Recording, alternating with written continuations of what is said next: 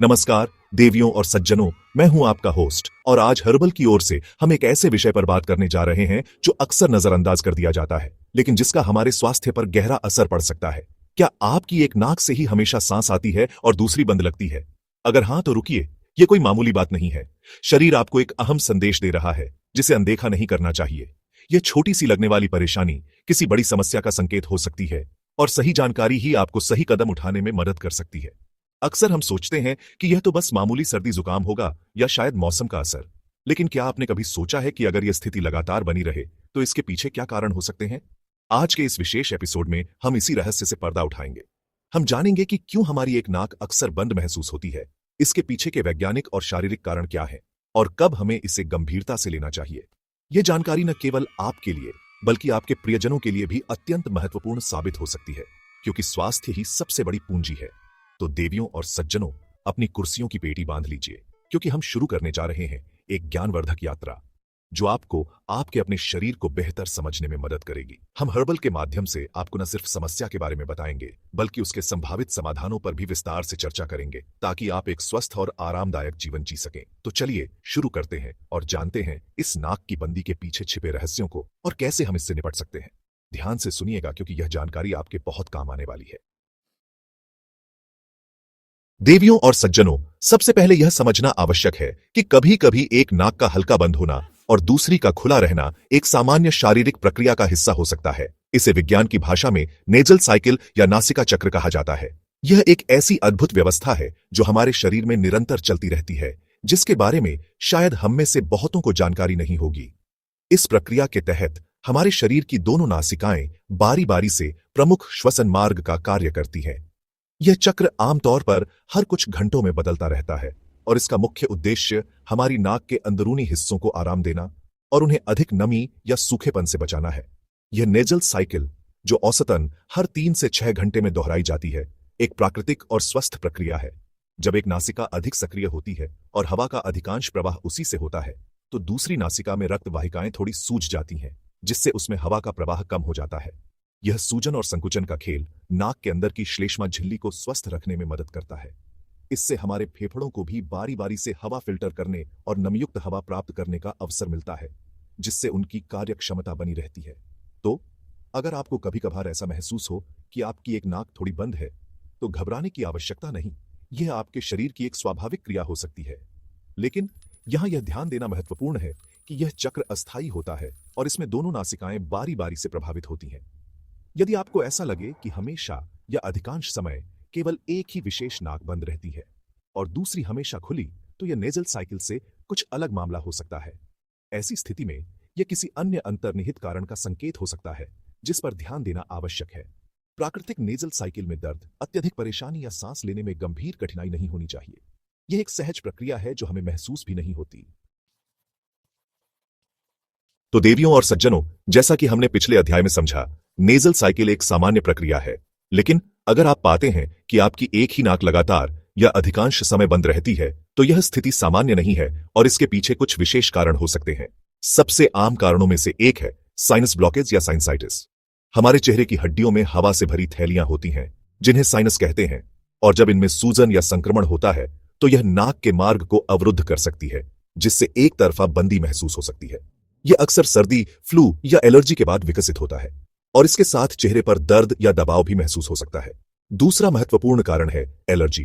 धूल, परागकण, पालतू जानवरों की रूसी या कुछ खाद्य पदार्थों से होने वाली एलर्जी नाक के अंदरूनी हिस्सों में सूजन पैदा कर सकती है, जिसे एलर्जिक राइनाइटिस कहते हैं।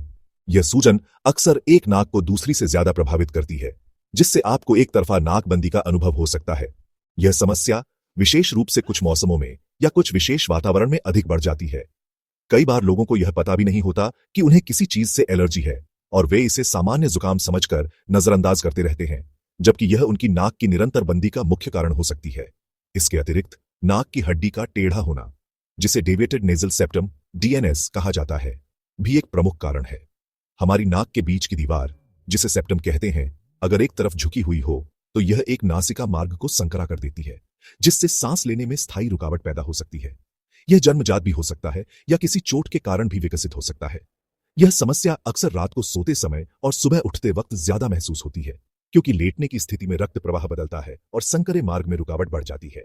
इन स्थितियों में चिकित्सकीय सलाह लेना अत्यंत आवश्यक हो जाता है। अध्याय 3, खतरे की घंटी। इन लक्षणों को नजरअंदाज न करें। देवियों और सज्जनों, अब हम उस महत्वपूर्ण पड़ाव पर हैं जहां हमें यह समझना है कि कब नाक की एक तरफा बंदी को गंभीरता से लेना चाहिए और कब यह खतरे की घंटी हो सकती है। यदि आपकी एक ही नाक 24 घंटे से ज्यादा समय तक लगातार बंद रहती है और इसमें कोई सुधार नजर नहीं आता, तो यह एक स्पष्ट संकेत है कि इसे सामान्य मानकर अनदेखा नहीं करना चाहिए। यह किसी गंभीर संक्रमण, संरचनात्मक समस्या या किसी अन्य अंतर्निहित स्वास्थ्य स्थिति का लक्षण हो सकता है, जिसके लिए चिकित्सकीय जांच की आवश्यकता है। शरीर जब लगातार एक ही संकेत दे, तो उसे सुनना और समझना हमारी जिम्मेदारी है। इसके साथ ही कुछ अन्य लक्षण भी हैं जो इस स्थिति की गंभीरता को दर्शाते हैं। यदि नाकबंदी के साथ साथ आपको सिर में लगातार भारीपन महसूस हो रहा हो या चेहरे के किसी हिस्से, विशेषकर आंखों के आसपास या माथे पर दर्द या दबाव का अनुभव हो, तो यह साइनसाइटिस या किसी अन्य जटिलता का संकेत हो सकता है। सांस लेने में परेशानी होना, खासकर रात को सोते समय या सामान्य गतिविधियों के दौरान भी सांस फूलना एक और चेतावनी है। यदि आपको खर्राटे बहुत ज्यादा आने लगे हैं या आपके खर्राटों की आवाज अचानक से बदल गई है और तेज हो गई है, तो यह भी नाक के मार्ग में गंभीर रुकावट का परिणाम हो सकता है। एक और महत्वपूर्ण लक्षण है सूंघने की क्षमता में कमी आना या पूरी तरह से चले जाना। यदि आपको अपनी पसंदीदा खुशबू या खाने की महक भी नहीं आ रही है, तो यह न केवल आपकी नाक की बंदी से जुड़ा हो सकता है, बल्कि यह किसी गंभीर समस्या जैसे कि नेजल पॉलिप्स, नाक में मांस बढ़ना या तंत्रिका संबंधी क्षति का भी संकेत हो सकता है। ऐसे किसी भी लक्षण के प्रकट होने पर बिना देर किए विशेषज्ञ चिकित्सक से परामर्श करना अत्यंत आवश्यक है। याद रखिए, सही समय पर सही निदान और उपचार आपको बड़ी परेशानियों से बचा सकता है। इन संकेतों को हल्के में लेना भविष्य में गंभीर स्वास्थ्य समस्याओं को निमंत्रण दे सकता है। अध्याय 4, राहत के लिए घरेलू और देसी उपाय। देवियों और सज्जनों, यदि आपकी नाक की बंदी किसी गंभीर समस्या का संकेत नहीं है या आप चिकित्सक द्वारा बताई गई दवाओं के साथ कुछ घरेलू उपाय भी आजमाना चाहते हैं, तो आयुर्वेद और हमारी पारंपरिक चिकित्सा पद्धतियों में कई ऐसे नुस्खे हैं जो आपको राहत पहुंचा सकते हैं। सबसे पहला और प्रभावी उपाय है भाप लेना। एक बर्तन में गर्म पानी लेकर उसमें कुछ बूंदें नीलगिरी के तेल की या अजवाइन अथवा पुदीने की पत्तियां डालकर तौलिए से सिर ढककर 5 से 10 मिनट तक भाप लें। यह बंद नाक को खोलने, जमाव को कम करने और साइनस को साफ करने में मदद करता है। यह प्रक्रिया दिन में 2 से 3 बार दोहराई जा सकती है और यह पूरी तरह सुरक्षित है। एक और प्रसिद्ध देसी नुस्खा है सरसों के तेल का प्रयोग।